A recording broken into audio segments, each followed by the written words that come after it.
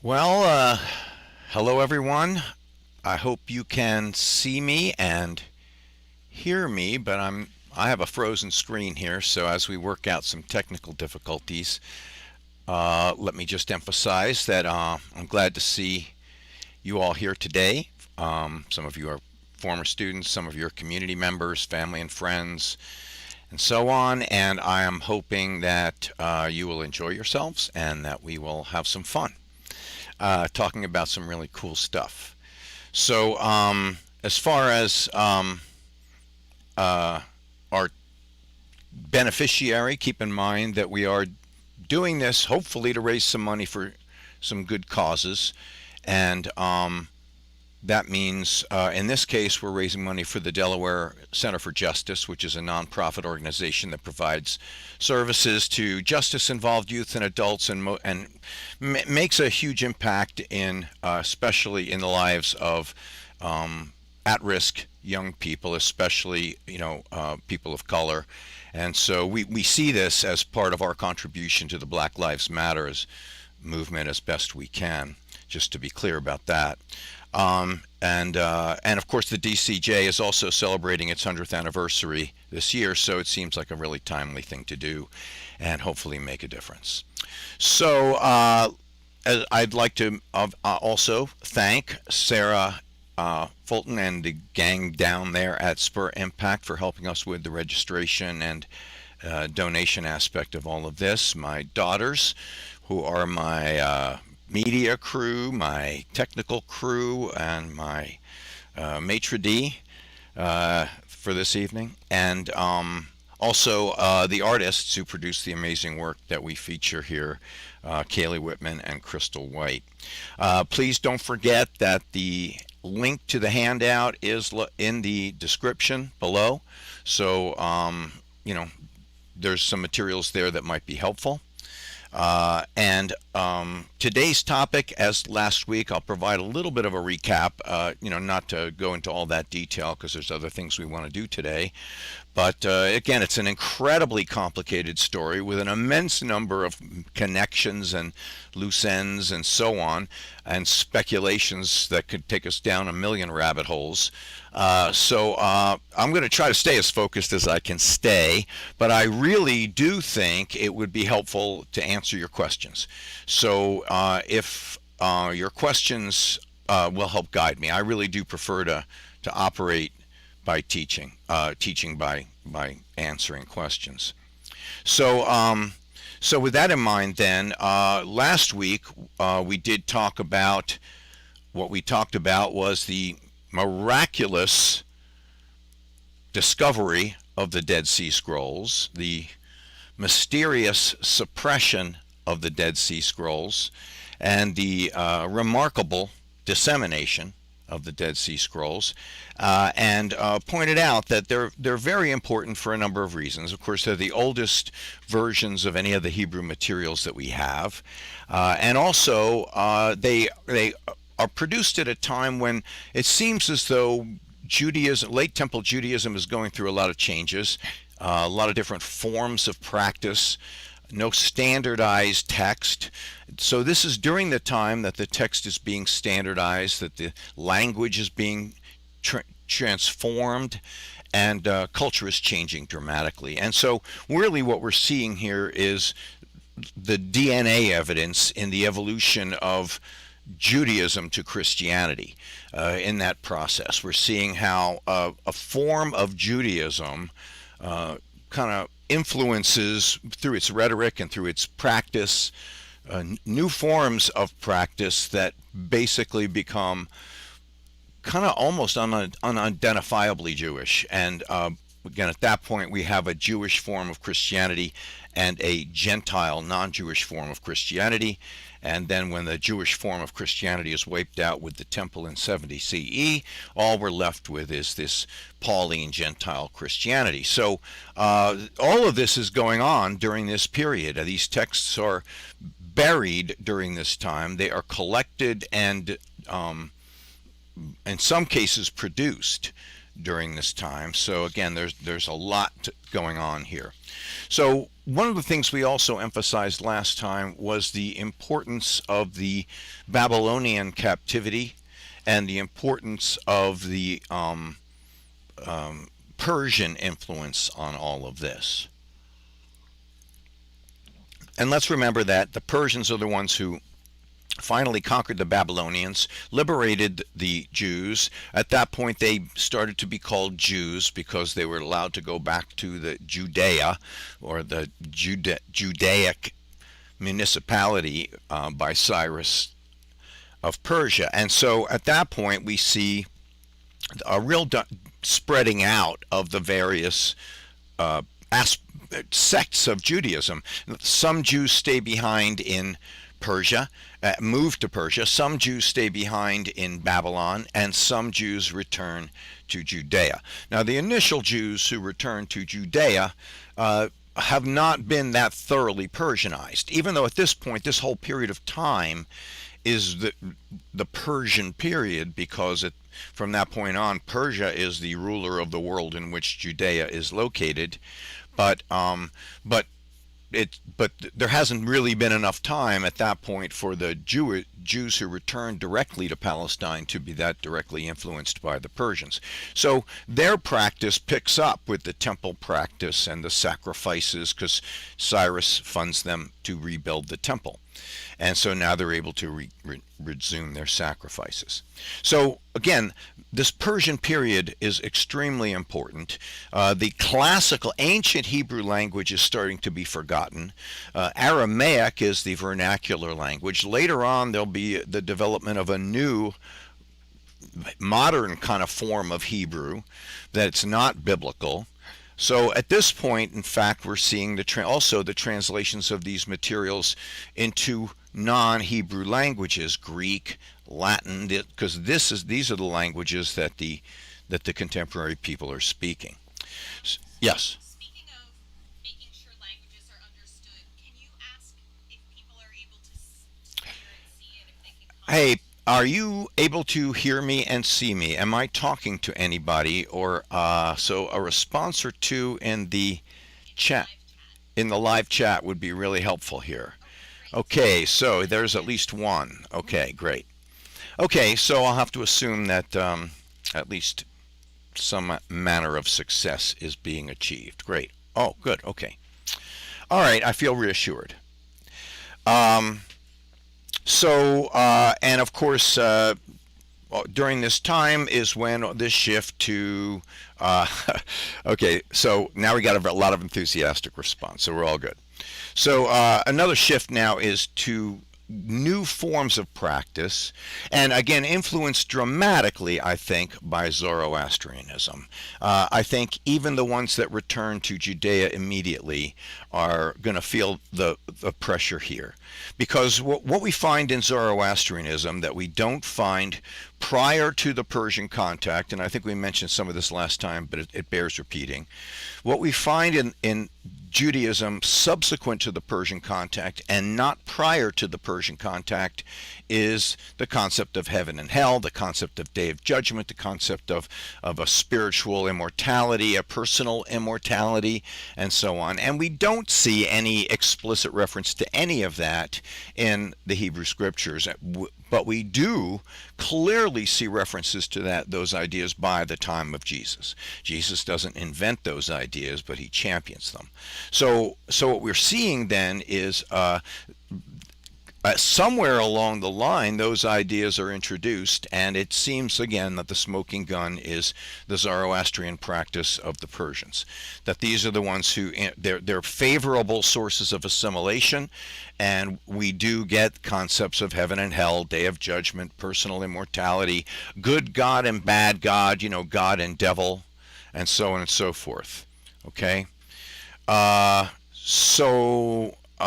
I'm hoping that we're still getting through, because again, apparently there are still issues, and I certainly do apologize for that. So another theme that I want to emphasize that we'll come back to in Zoroastrianism is the dualism between the light and the dark, the forces of good and the forces of evil, the forces of truth and the forces of untruth. And so we do see, at least now, Zoroastrianism changes dramatically over time. There are certain like periods of Zoroastrian tradition, and during some of those times we find basically and almost an equivalency between the good God and the bad God, that there's two gods, and the question of their supremacy remains to be worked out. Again, that's part of the battle for the end of time, and so on and so forth, and the struggle for souls that will be saved at the end of time. So we do find that in some of these models there is an equivalency in power between the good God and the bad God, but in other models there seems that there's a clear supremacy of the good God, and that the wicked God, the evil God, has limitations. But again, there are too many varieties of that to go into, but I do think that kind of idea, God and devil, is also an idea that we don't find prior to the Persian contact, and that we do find subsequent to the Persian contact. So by the time we get to late Temple Judaism, again, the Babylonian captivity ends in about 540. The Jews that return, and some go to Babylon, some go to Persia. But then for about 500 years, the temple is rebuilt and practice continues up until 70 CE. So that lasts a few hundred years of the time of the temple is called late Temple Judaism. And one thing that's clear at that point in time is that messianic expectation is rampant and urgent. There's a sense that the end of time is coming. There's a number of prophecies and predictions that that they point to indicate that the time is near. But the bottom line is they did seem to think that the end of time was imminent, and that it was urgent that people figure out a way to get saved, and that more people find a way to get saved. At least that seemed to be the movement for some of these people. Remember, now there's no universal motivation here. People are doing all kinds of things and taking this in a variety of different directions. So in fact, we have a huge diversity of messianic expectations. I mean, certainly some of them kind of expected him to be basically just a human being, a king, and even within that expectation, some of them expected him to be like a military leader to lead them into battle against Rome, like in the real style of David, or as a more of a kind of negotiator and way kind of Messiah who could negotiate with the Romans and get them to leave and reestablish the kingdom of Israel, and so on and so forth. But either way, that was one expectation among the Jews, is that really this was the descendant of David who had been identified previously as the king of Israel, the next king of Israel. So there's a whole range of expectations of the Messiah that involve the Messiah being human. Then there are also varieties of expectations of the Messiah that involve some measure of divinity, that the idea that the Messiah would be God in some form or another, or divine in some form or another. Or in some of these early models, we also see the Messiah as a human who becomes divine. And one of the early stories about Jesus, one of the early theories about Jesus, was that he was adopted by God at some point, and that, or at the baptism or the bar mitzvah or whatever, and at that point became the Son of God and became divine in that sense. And some people thought Jesus was the Messiah. Some people at the time seemed to think that John the Baptist was the Messiah, especially when you see John the Baptist baptizing Jesus, which would seem to be contrary to normal protocol, which would imply that the master would baptize the disciple. So if John is the master and Jesus is the disciple, that changes things. So there were some people in the area at the time who they seemed to think that John the Baptist was the Messiah. And of course, for the, dozens or so years before and after the time of Jesus, there were probably a dozen or so other claimants to be the Messiah. So this was a fever that was raging, and it seemed as though the group that buried the Dead Sea Scrolls, that we're going to identify as the Essenes, that these are the people who seem to have the most maybe kind of radical view, which would be that during their own lifetime a rapture would occur and they'd be lifted bodily up into heaven. They were the elect. And one other theory that I want to mention about Messiah is it seems as though one possibility is that they expected two Messiahs, a piety Messiah and a righteousness Messiah, because there have always been understood to be two categories of the Hebrew law: the righteousness laws, which talk about how to deal with your fellow human being, and the piety laws that talk about how to deal with God. And so the idea would be there would be a piety Messiah and a righteousness Messiah. And a number of scholars, especially people who worked on the Dead Sea Scrolls and that area and history, identify James as the righteousness Messiah, the brother of Jesus, that James and Jesus seem to have been major players here, that Jesus would have been the piety Messiah and James would have been the righteousness Messiah. And keep in mind that James is called James the Just, James the Righteous. The righteousness in Hebrew, tzedek, means in some cases is a reference to a pillar on behalf of whom God keeps the world around.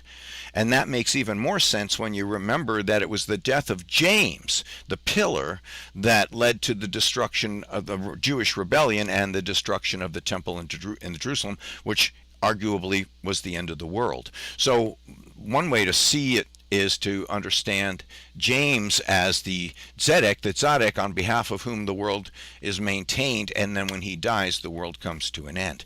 But we'll come back to James too later. There's actually a lot more historical information on James than there is about Jesus, because if we take the time frame seriously, Jesus was out of the picture by 35 or so, the year 35 or so, and James doesn't die till 66 and is mentioned in the historical accounts of the time. So he actually turns out to be the best reason for accepting the historicity of Jesus is accepting the historicity of James. So there's all this ideological diversity here, all these different messianic expectations going on simultaneously, and there was also among the there was also overlapping groups. In other words, there's a term that we see in the Dead Sea Scrolls and in the works of Josephus, and it's not always clear that it refers to the same group of people. But here we're talking about the group called the Zealots. And of course, zealotry can just be an adjective or, kind of a general description of some kind of, zeal or enthusiasm. But in this case, it seems to have been a reference to certain very specific rebel groups, rebel alliances, and so on and so forth. In fact, part of the problem was that there were rival factions. There were rival Jewish rebel groups because they didn't all agree on what the goals were and what the methods were going to be. And of course, it is impossible here not to mention Life of Brian, which is almost literally true between the different factions of the Liberation Front for Zion and the Zion Liberation Front and the Front for the Liberation of Zion, all fighting over who gets to attack the temple, and then meantime fighting with each other.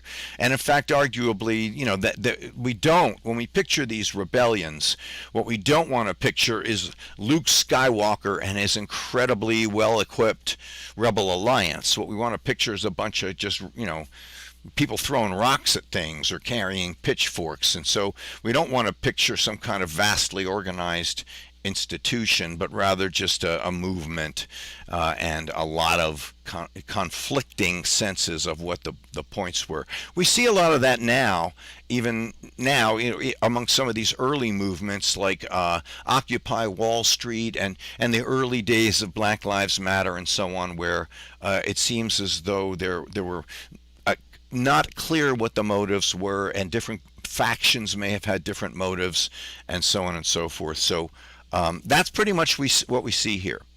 And so the historian Josephus identifies three main groups of Jews in Judea. One is the Pharisees, one is the Sadducees, and one is the Essenes.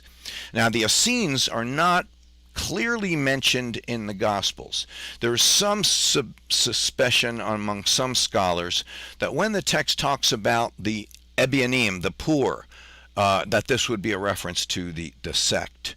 There could be some obscure references in the Gospels, and they're not also clearly referred to any of the rabbinical literature at the time.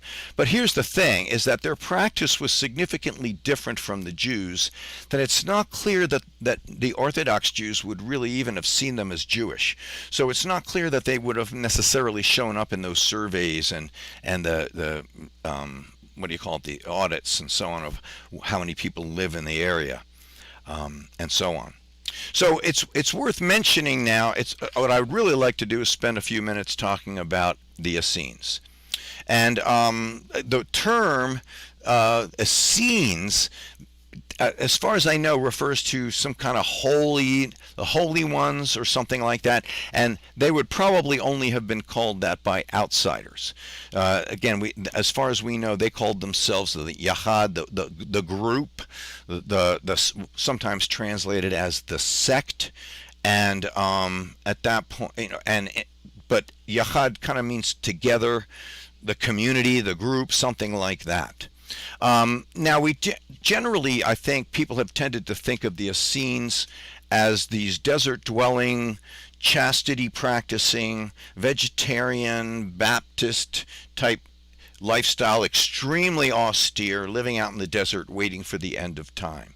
And that does seem to have been a major part of the community, but increasingly recently, it seems clear that there were other forms, that this is a bigger movement than may originally have been understood, because it seems as though there were also urban centers of the Yahad. In other words, there were communities in the cities, and they were very different in their practice. They also had to have kind of a priest or a ceremonial leader who was ordained.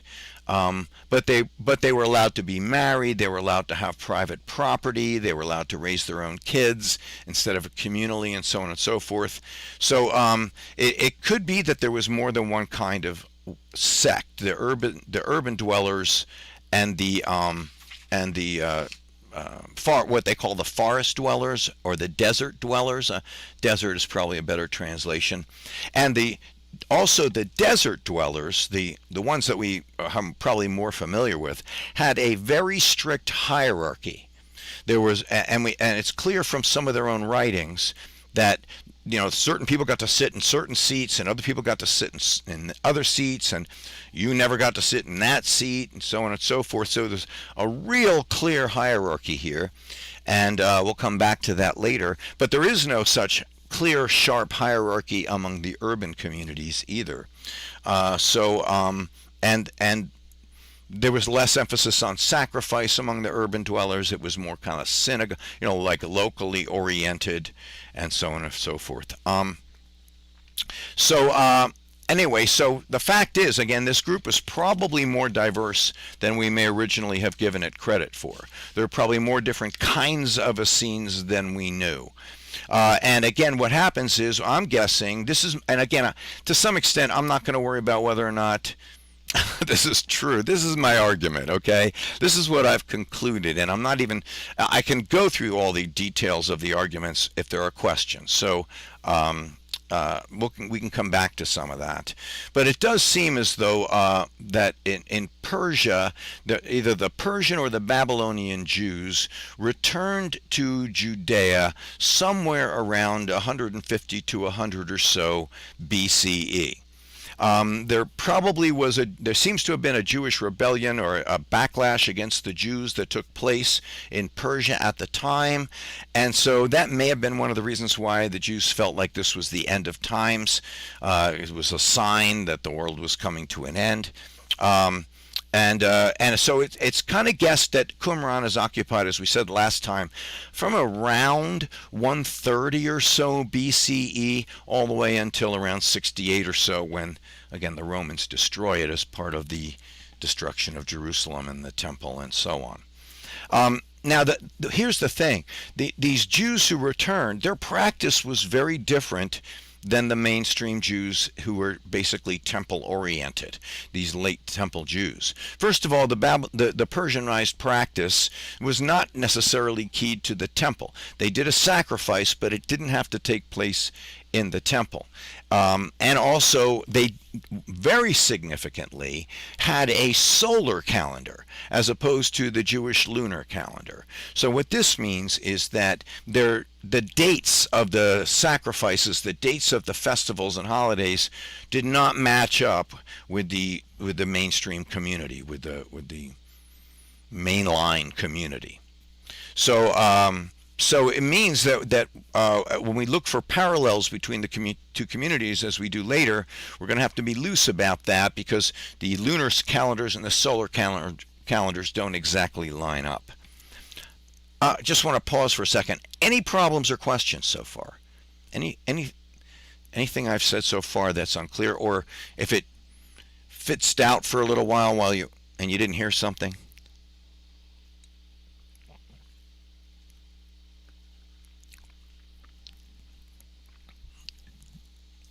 You can relate Judaism to a lot of things, and you can relate Mean Girls to a lot of things. There's all kinds of places where people just don't want you to sit at the table with us. There's the cool table, and then there's everybody else. Story of my life. Anyway, so let's press on. Got one question. Oh, got a question here. You see it. Why I do you don't. think there's going to be an end of time? Well, the crackdown on the Jews in Persia did seemed like a bad sign, and there were other signs. I keep in mind, at this point everybody's looking for signs, and what they're doing is they're reading prophecy. This is what we talked a little bit about this last time, and we'll have something more to say about it later. The idea of pesher, which is these interpretations of biblical text as ways of understanding current events, like as predictions of what's happening now. And so the idea is that they were guessing, they were trying to figure out. And so let's be clear, many of these predictions are extremely speculative and, pretty far reach. So, for instance, it's not clear that the Jewish readers saw the same predictions that the subsequent Christian readers saw. They did not see the same things as predictions. And the predictions come out, of course, very differently in Hebrew than they do in Greek. So, like in Hebrew, where it says the Messiah will be born to a young woman, in Greek it comes out as a virgin, which is a huge difference, of course, in interpretation, especially to the point where it becomes a theological premise.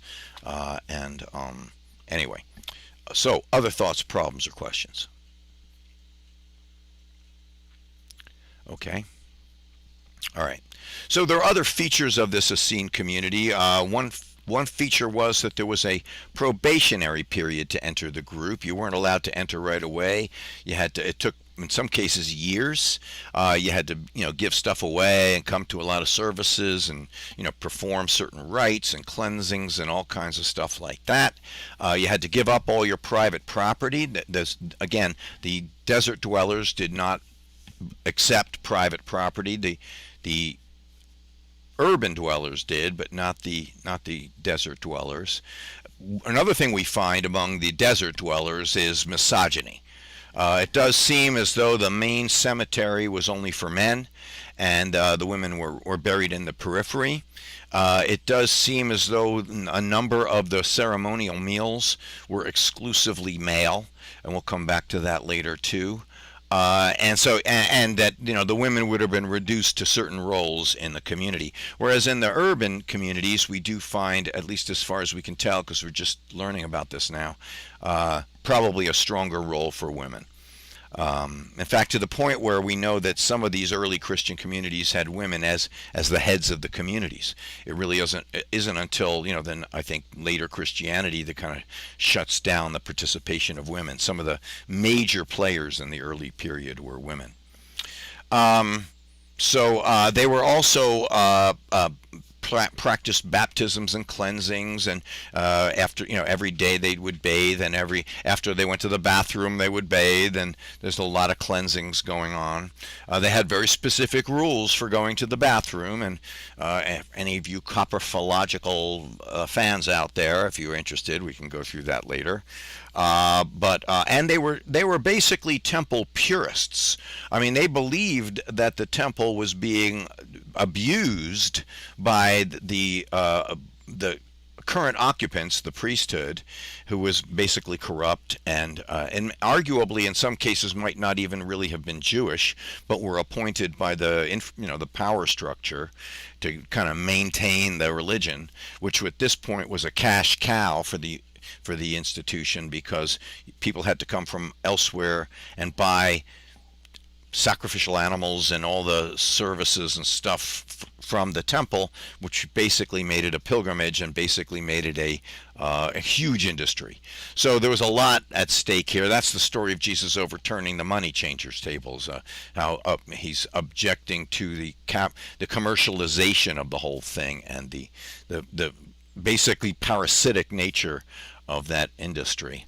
So the idea is that the early Essenes probably and arguably at one point under James, they did again attack the temple, or at least storm the temple and install James as high priest on Yom Kippur to do the most holy sacrifice of the year. So there is some sense that they valued the temple, not the normal calendar that the priests practiced according to, and not the existing status quo priesthood, but they did seem to really value the temple itself, and probably would have headquartered there if they'd had the resources to do that.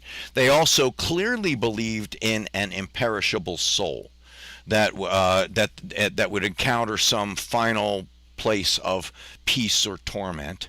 And again, that's arguably extremely Zoroastrian.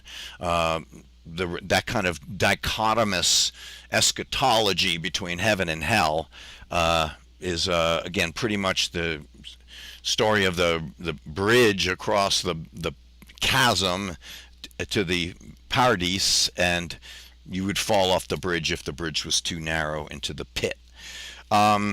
So partly, if when we look at the lifestyle of the Essenes, it's very tempting, and again, it's to some extent I have to emphasize. I think I'm convinced to some extent that the lifestyle that's being described here is the same as the lifestyle we see described for John the Baptist. So at this point, now John the Baptist does demonstrate behaviors that are counter to the practice of the Essenes.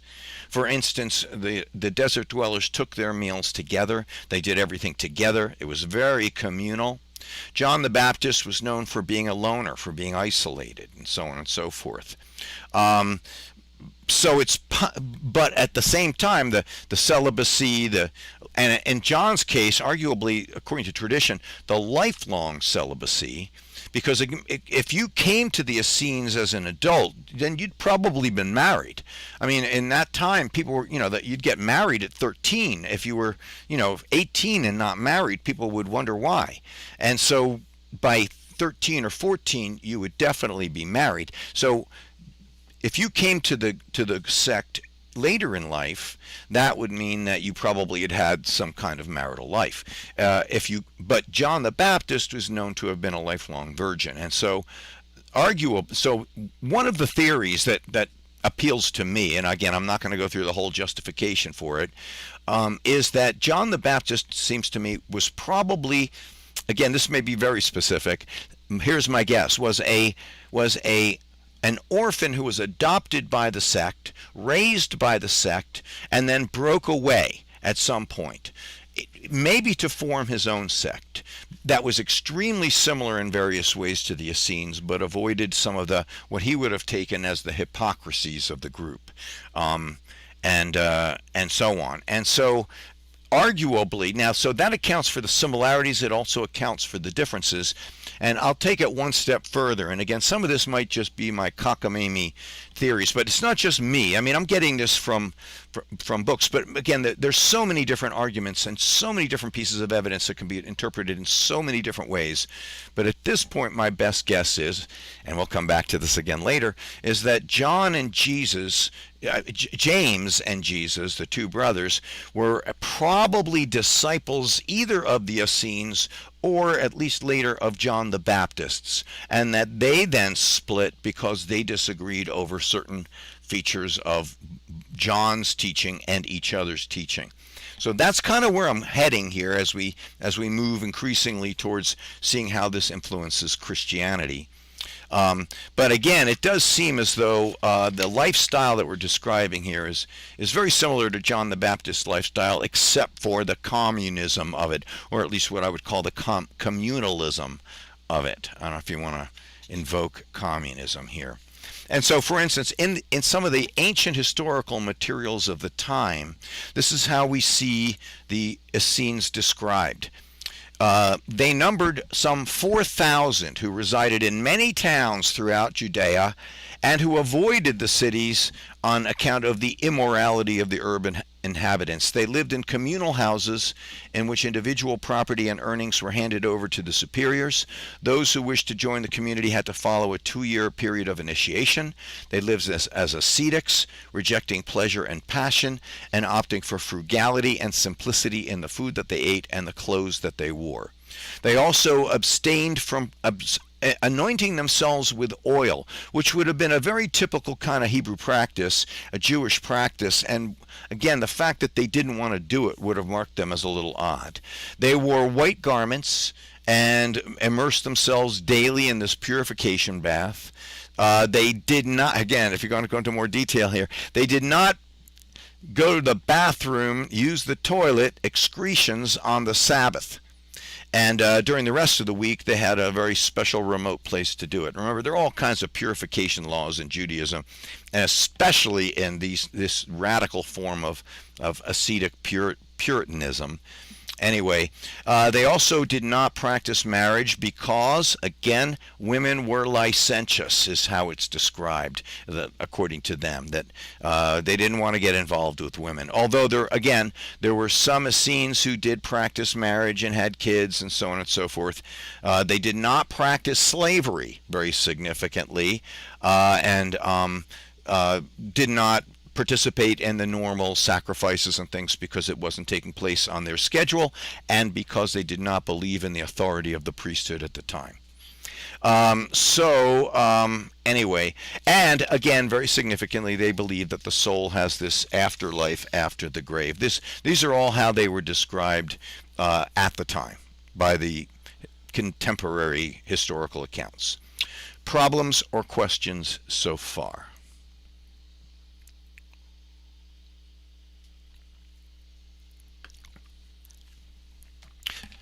Yes, there are special walking rules for Sabbath. There are special everything for everything. There's 613 mitzvot, so basically everything that's not forbidden is mandatory. Okay. So I want to focus on now the connection, the impact here with Christianity, especially early Christianity. And there's a few things I want to focus on here. And again, partly a lot of this is the Essene community that we're talking about here.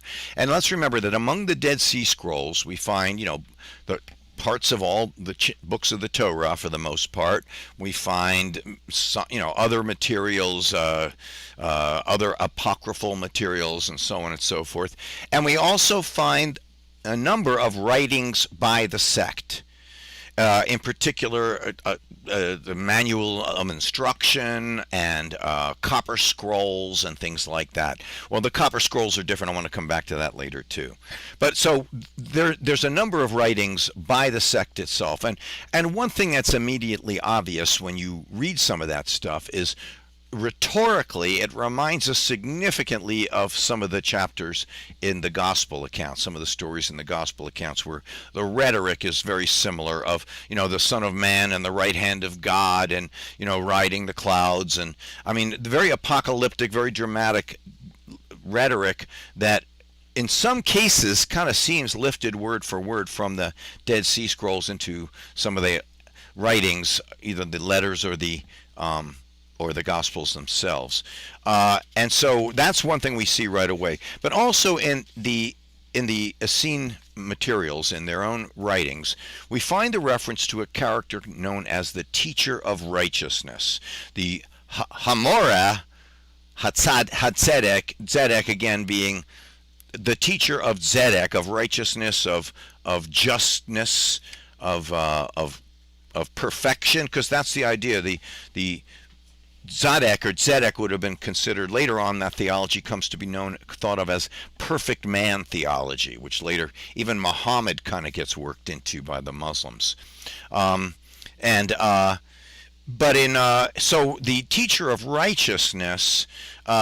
Keep in mind that these guys did seem to be expecting, the sect was expecting a Messiah who would be now, first of all, they expected that the Messiah would be a priest in the line of Levi, in the line of Aaron, rather than a son of David. And so Jesus was claimed to have been a Judean, and so it was clear that the Essene community would not have seen Jesus as the Messiah, as certainly not as the teacher of righteousness, for a number of reasons. But this figure of the teacher of righteousness seems to have been a figure who was already dead or memorialized by the time these accounts are produced, and memorialized, even I would go on to say maybe hagiographicized. I think I just made up a word, but that's okay. Trust me, I'm a doctor. But turned into a saint, kind of, like embellished in various ways, because the teacher of righteousness is this really great guy who is challenged and, according to some interpretations, crucified by a character known as the wicked priest, which again may have been a reference to certain betrayals that took place during what's known as the Hasmonean rebellion that may have led to the the idea that the now I lost my thread because I'm looking at a text here too. Yes, Allison says all words are made up, and that is absolutely true. Of course, I do have a license to neologize. Anyway, so the point is, the teacher of righteousness may or may not have been crucified, but we do see a reference here. This is a very formative character, kind of an ideal character. They were expecting a Messiah, but it wouldn't have been Jesus. It's not clear that they thought the teacher of righteousness was the Messiah either. But it does seem to be a reference to a very specific person, not just to a general figure or anything like that. And this character would have died somewhere 65 or so BCE, because again, by that time we already see this kind of hagiographical account in some of the writings. So the teacher of righteousness is an important character, because again, people have been tempted to see, I'll get to the question in a second, but people have been tempted to see the teacher of righteousness as a reference to Jesus or as a reference to some other messianic figure, and it's turning out that that doesn't exactly seem to be the case. He would have had some other role. As far as messianic expectations, one of the things we emphasized last time, just to re-emphasize, is that the idea of the Messiah refers to anybody is an anointed one. Anointment is a rite of passage that identifies somebody as the next in line. For instance, as my daughter pointed out to me recently, Moses anoints Joshua to be his successor, brings him up in front of the crowd and anoints him with oil. And Saul is anointed on the steps of the tabernacle to be the king of Israel, and David is anointed to be the king of Israel. So this is a pretty typical kind of rite of passage, but the idea was that God promises David, as part of the Davidic covenant, that the descendants of the firstborn male in the line of David will be now preemptively anointed. So they're all messiahs, because that's what that word means. And so the problem is, again, within a generation or two after David, the line gets confused and lost. Solomon has thousands of sons. The temple is destroyed. The kingdom is destroyed. The records are destroyed. And so during that 500 years of the late temple period, this messianic expectation is building. The idea that somehow God will re-identify who among us is the designated king, is the previously anointed one. And of course, that's one of the reasons why the Gospels all begin by connecting David to Jesus, the lineage connecting him back to David. Of course, that is problematic if Joseph is not technically Jesus' father. So that turns out to be an issue, so that the Gospel of Luke actually traces the lineage through Mary, which again seems kind of convenient and to solve a problem that's already been caused. Other thoughts, problems. So the messianic expectations had been building, and again are based in some cases on these pesher, on these commentaries or interpretations of biblical text to try to predict how we will know this guy when we see him. Any problems or questions so far? Hope that helps. Okay. All right. Yeah. There's another question. Oh, but where did the understanding that it would not have been the line of David come from? Or did you mishear? No, yes, no. Again, it's complicated, but it seems as though there was more than one messianic line, because the kingdom of Israel, which again, David is the second king of a unified kingdom of Israel. Keep in mind, at some point it splits into Israel in the north and Judah in the south, and they each had their own cultic center and their own emphasis on the temple or the whatever or not, or the center at Shiloh. And so it seems to me there's again more diversity here than we think. And also, the concept of the Messiah at this point has evolved. It's not necessarily, again, these people have been out of the Jewish centers for a long time. That's why I said, arguably, in the censuses and in the surveys, they may not have shown up as identifiably Jewish because their practice and their theology was so different. But they did seem to think that it was the priestly tribe that would produce the Savior, because at this point they did see the Messiah more as a Moshiach than just a Mashiach, more as a Savior figure, and that's that Zoroastrian influence. So yeah, that's a really good question, but I can't be sure I can tell you where that comes from. Problems or questions? Again, things evolve differently when they evolve for hundreds of years independently, which is what we're looking at here. Okay. All right, so another theological concept that we find in the Dead Sea Scrolls and the writings of the Essenes is this idea of the theology of the two ways. Again, the light and the dark. And this is the language that we see lifted directly out of Zoroastrianism and also out of Manichaeism, which is another one of those Indo-Aryan, pre-Zoroastrian types of dualistic traditions with a good and a bad, and a good God and a bad God, and so on and so forth. So, and arguably many of these dualisms may have been originally Manichaeistic, but again, now I'm probably over reifying that term. But the idea was that there's two ways: the way of light and the children of light, and the children of darkness. Okay, and so the way of light featured the children of light, featured the spirit of light, which again in the Zoroastrian tradition was Ahura Mazda, as opposed to Angru Manu, which was the god of the evil god, the god of the dark.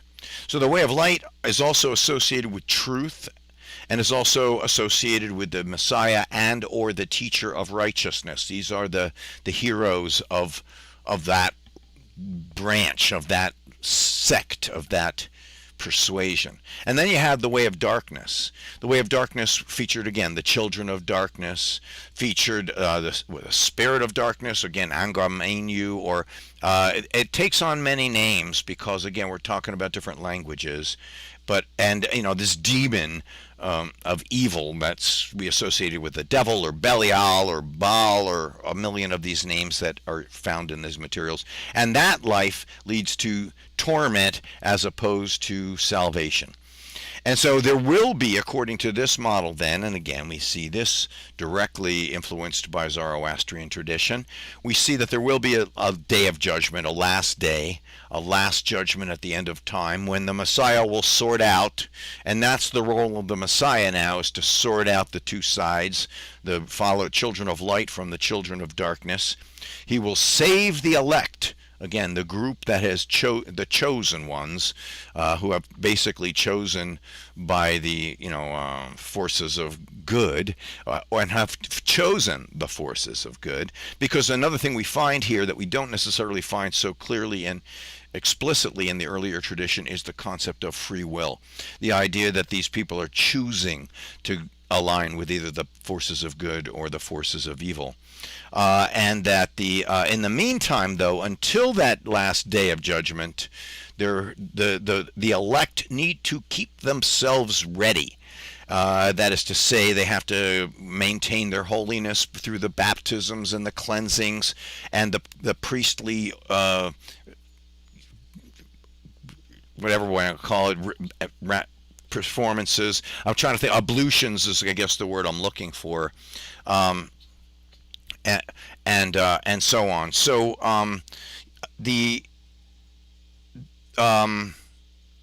so anyway, so now I'm pausing for a second because I'm seeing a few questions coming up, and I want to deal with that because again, as soon as I mentioned the dark side, Justin Jones appeared. So I think I said his name 3 times. And the Inquisitor is asking, isn't Manichaeism chronologically after the time period we're focusing on? And yes, again, it depends on what we're technically calling that. I mean, I kind of see the roots of that basic dualistic good and evil theology as going further back than that. But that's that's really murky, I must tell you. So I am not completely confident in drawing any real specific claims about that. That's why I kind of moved on quickly. But it is true that later Manichaeism makes the whole tradition out of that light and dark. And so what else do we find in the two ways, in this notion of the two ways that are really significant? One is that baptism is an important part of this, as we saw, and also a sacred meal. That the sacred meal would involve breaking bread and circulating it and sharing it, and the bread would have represented some type of wisdom. Again, we can see this as a cannibalistic sacrament in some sense. It's not exactly eating the body of God, but it's some type of communion whereby eating this blessed bread would convey some type of blessing or some type of status or protection or something like that, some knowledge, some insight. So they would break the bread and pass it around and share it, and they would pass around the wine, and the wine would have represented the vine of the lineage of the Messiah. And so again, we see this ceremonial meal. Now I'm bringing this up because it's really easy to see the Last Supper as a Passover Seder.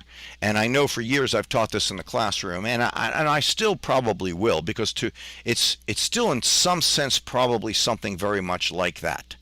But it would not have been exactly at the same time as the Passover Seder, because again, the solar and the lunar calendars would have been an incredible coincidence for them to have lined up that way. And there's no sense in which here that the bread is the body of God, at least not explicitly. So it's not clear that this was a Passover Seder. It may have been some other type of ceremonial meal that Jesus held that he learned from the Essenes, and also accommodated the members of the Judean community. So it's not exactly at all clear what kind of meal this would have been. But it does seem like this could have been the meal that is referred to as the Last Supper, even whether or not it would have been a Passover Seder. Oh, and another reason why it might not have been a Passover Seder and would have been more of an Essene practice is it depends on whether you understand this to have been a stag party or not, whether you understand this to have been exclusively male. According to some accounts and according to some interpretations of Leonardo's Last Supper, Mary Magdalene may have been at the Last Supper, but for the most part, it seems as though it's described as a predominantly male affair, and that may have been, depending on whether we're talking about the urban centers or the desert centers, that may have been an issue.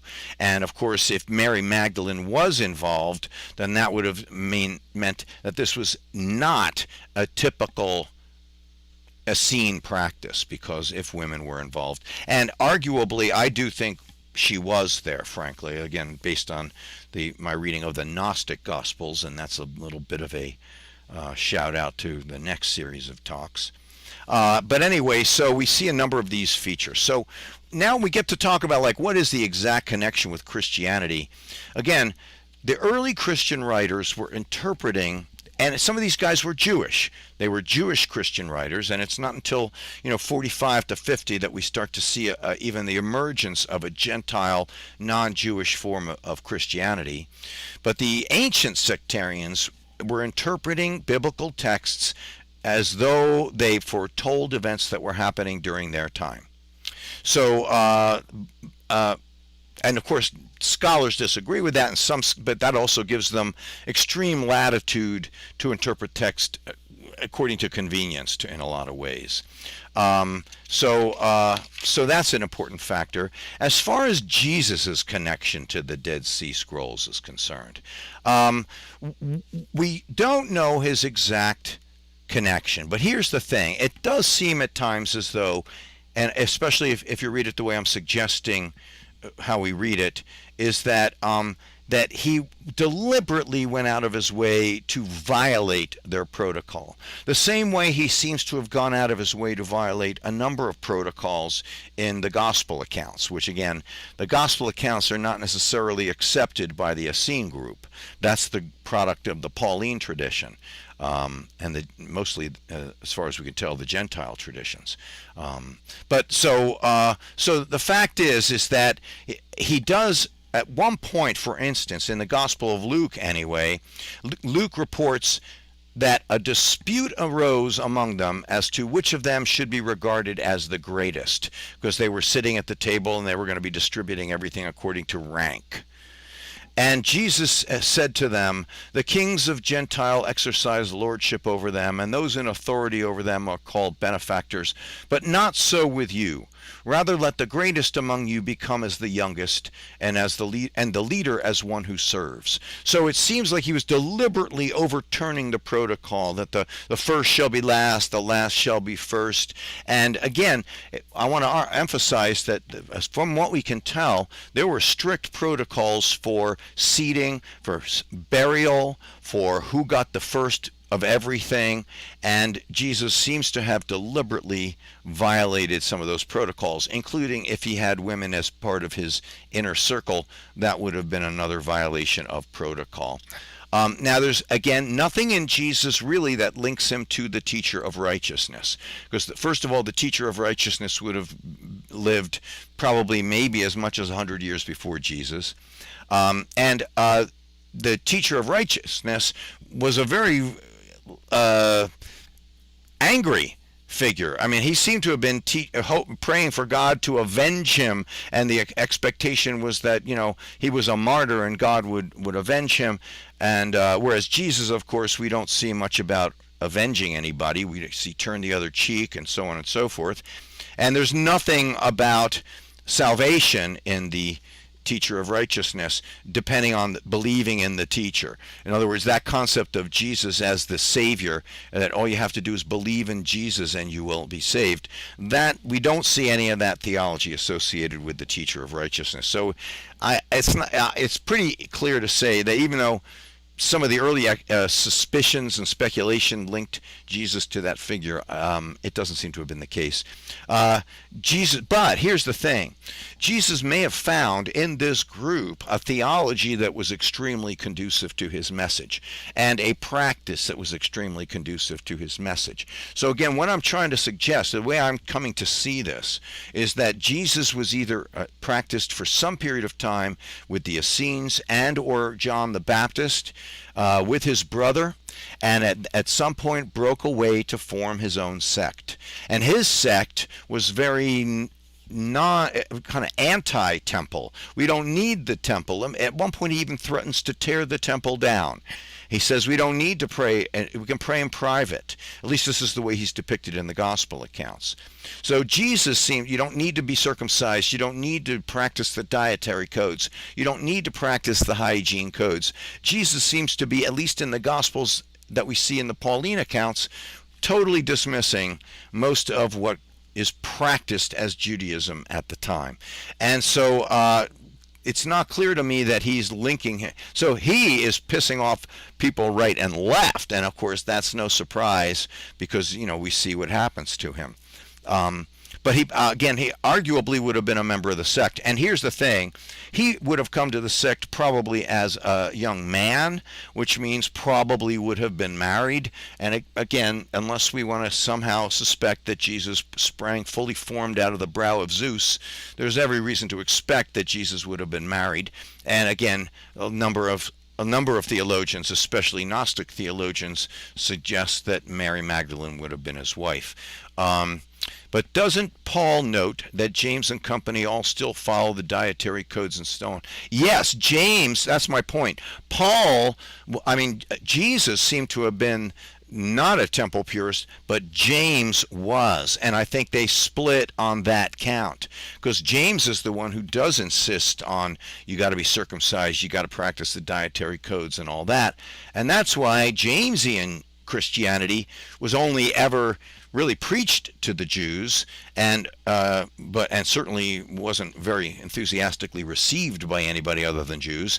I mean, keep in mind, we're talking about not just practicing all the dietary codes and hygiene codes, but we're talking about circumcision, adult circumcision at a time before anesthesia. How about those fillies, huh? I don't know. I hope they come back. Anyway, problems or questions?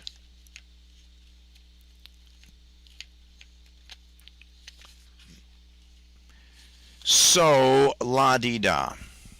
La-di-da. Okay, so keep in mind that one last thing that we see about this group is that we see some strange references in the Gospels to, first of all, and not in the Gospels, but in the epistles, we see the letter of James, which is a very strange thing to find in the Pauline text.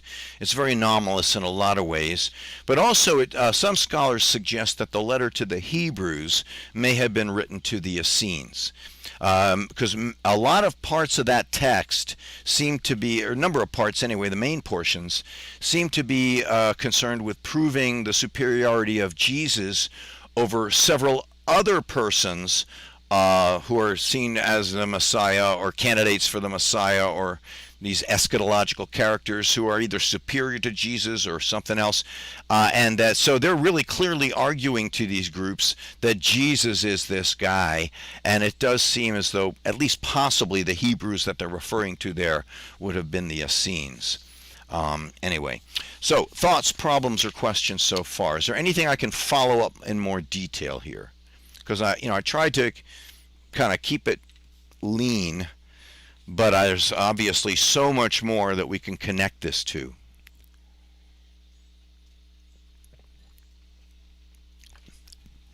And I'm really delighted to answer any questions.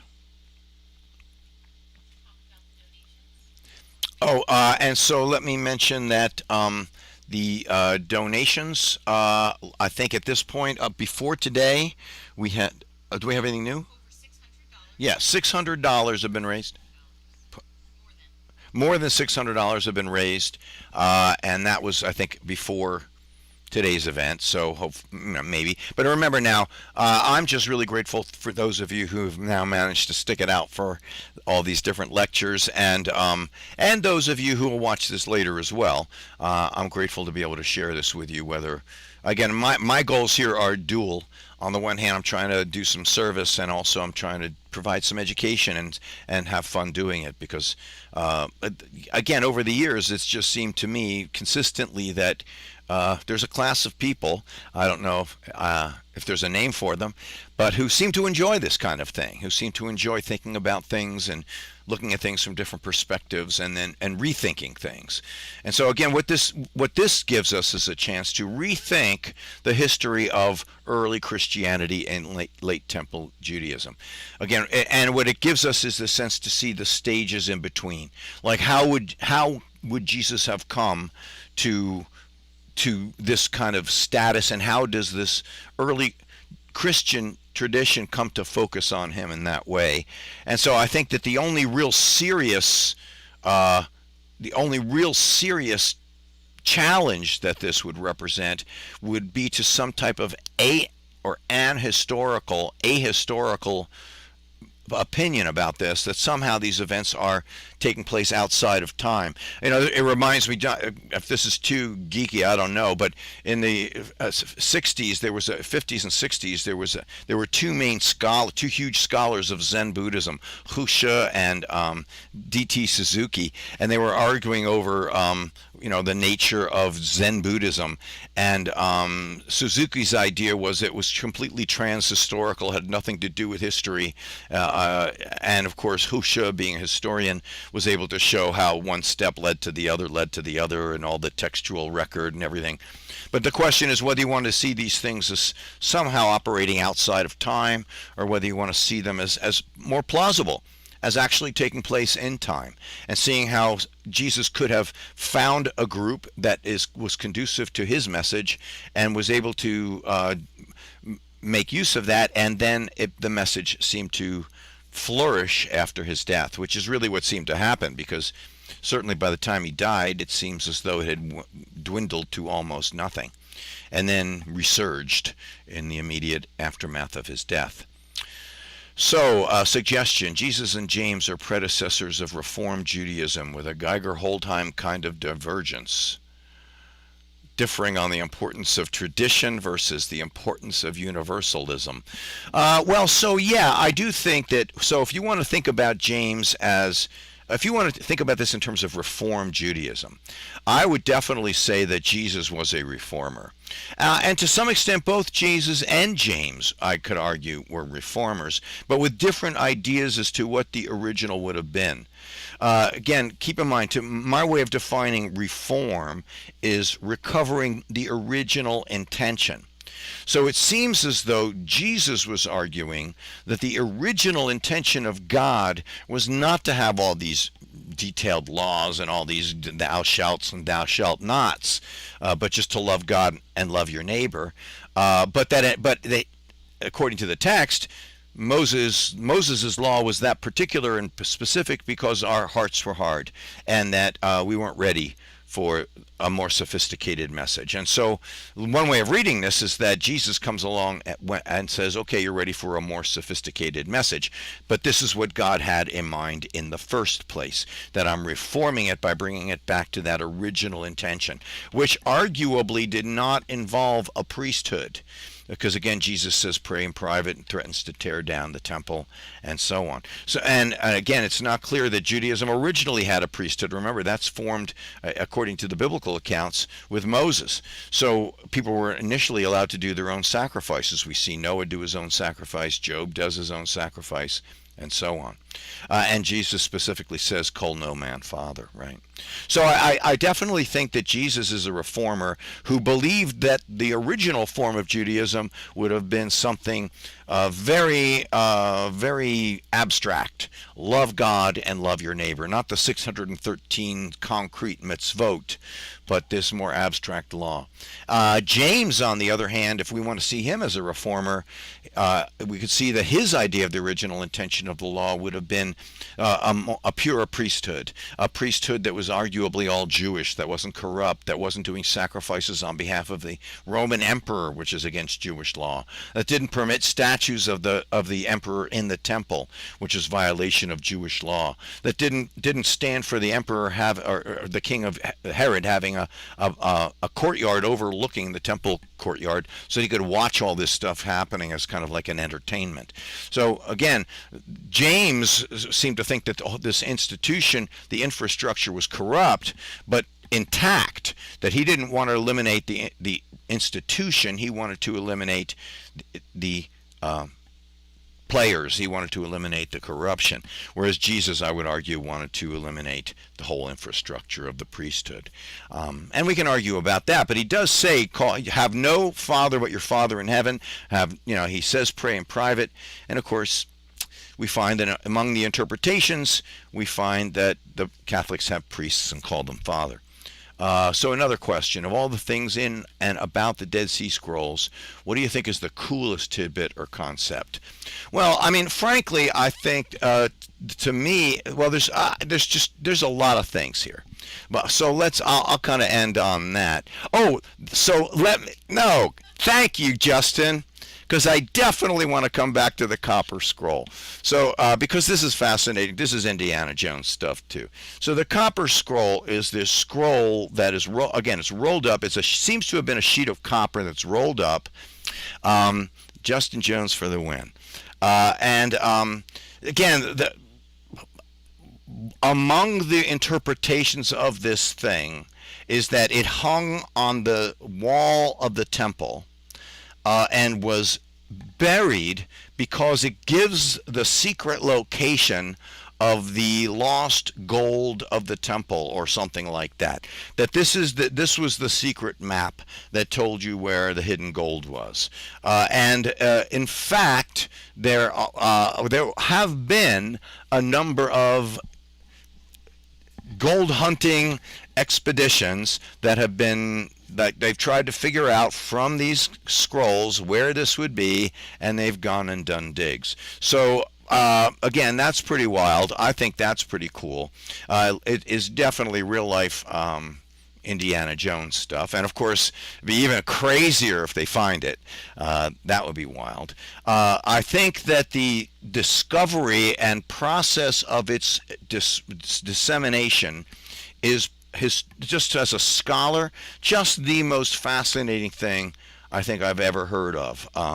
The process itself is just so amazing, and of course the other thing is that we are just now really starting to see the spit hit the fan with regard to the scholarship on this stuff, because it takes about 20 years for scholars to really wrap their heads around these materials. I'm not kidding.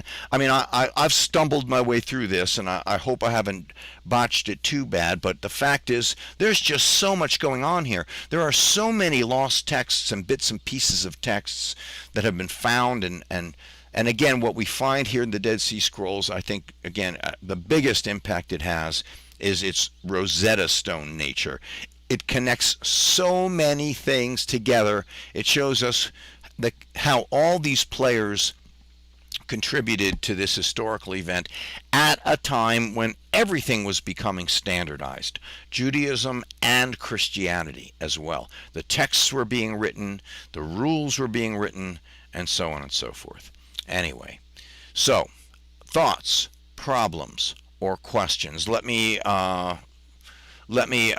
say again that I'm hoping people have enjoyed this couple of lectures on the Dead Sea Scrolls.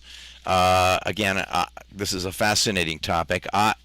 People have asked, and I do believe that another really fascinating part of this puzzle, although a tangential part that we haven't had reason to actually go into in this series of talks, is the so-called Gnostic Gospels and Gnostic Christianity, which is another just incredible part of this puzzle, revealing the diversity of traditions in the early period. Again, every community had its own form of Christianity, had its own form of Judaism.